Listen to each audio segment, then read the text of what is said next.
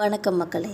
அதிமுக தமிழக வெற்றி கழகம் மொத்தமாக கேம் ஓவர் அடித்து சொல்கிற 3 பெரிய கருத்து கணிப்புகளோட முடிவுகளை பற்றி தான் இந்த வீடியோவில் நம்ம விரிவாக பார்க்கலாம் வாங்க. தமிழக சட்டசபை தேர்தலில் நடிகர் விஜயோட தமிழக வெற்றி கழகத்தோட கட்சி மேலே ரொம்ப மோசமான ஒரு சறுக்கலை சந்திக்கிற 3 முக்கியமான கருத்து கணிப்புகள் வெளியாகிருக்குது. இதை பற்றி பார்க்கலாம். தமிழக அரசியல் களம் 2026 சட்டமன்ற தேர்தலை நோக்கி ஒரு மின்னல் வேகத்தில் போயிட்டுருக்குதுன்னு கூட சொல்லலாம். கூட்டணியோட கணக்குகள், கொள்கை பிரகடனங்கள்லாம் இதெல்லாம் ஒரு பக்கம் இருக்க, இன்னொரு பக்கம் மக்கள் யாருக்கு செல்வாக்கு அப்படிங்கிற ஒரு கேள்வியையும் விடை தேடி நிறைய நிறுவனங்கள் நிறைய கருத்து கணிப்புகளை செஞ்சுக்கிட்டு இருக்காங்க.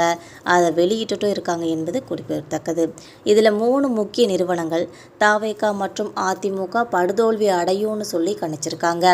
தமிழக அரசியல் களம் இப்போ லோக்பால் அமைப்போட ஒரு மெகா சர்வேவோட முடிவுகளால் அதிர்ந்து போயிருக்குன்னு கூட சொல்லலாம். அதன்படி பார்த்தோம்னா தமிழக சட்டசபை தேர்தலில் திரும்பவும் திமுக தான் ஆட்சியை பிடிக்கும்னு தெரிவிச்சிருக்காங்க.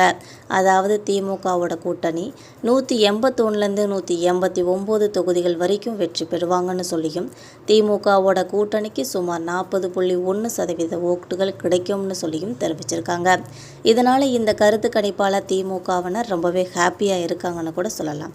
அதே போல் தமிழகத்தில் புதுசாக கட்சி தொடங்கின நடிகர் விஜயோட தமிழக வெற்றி கழகமும் 8லேருந்து 10 இடங்கள் வரைக்கும் வெல்வதற்கான வாய்ப்புகள் நிறையவே இருக்குது.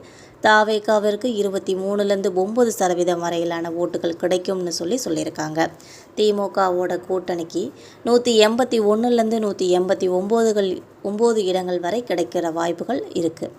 அறிவாலய தரப்பில் மெகா ஹாப்பின்ற ரகம்னே சொல்கிறாங்க. இந்த தகவலை 40.1% வாக்கு வங்கியை தக்க வச்சுக்கிறதுனால போன தேர்தலை விடவும் இந்த முறையும் ஒரு தனி பெரும்பான்மையோட திமுக 8 அணி போல உயரத்துக்கு போவாங்கன்னு இந்த சர்வே சுட்டி காட்டுதுன்னே சொல்லலாம்.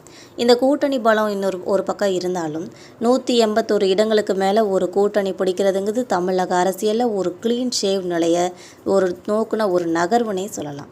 அதாவது திமுகவில் இதில் தனி மெஜாரிட்டி பெறதுக்கு நிறைய வாய்ப்புகள் இருக்குதுன்னே சொல்கிறாங்க.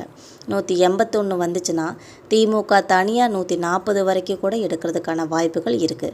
அப்படி நடக்கும் பட்சத்தில் திமுகவிடம் ஆட்சியில் பங்குன்னு சொல்லி யாரும் கேட்க மாட்டாங்க.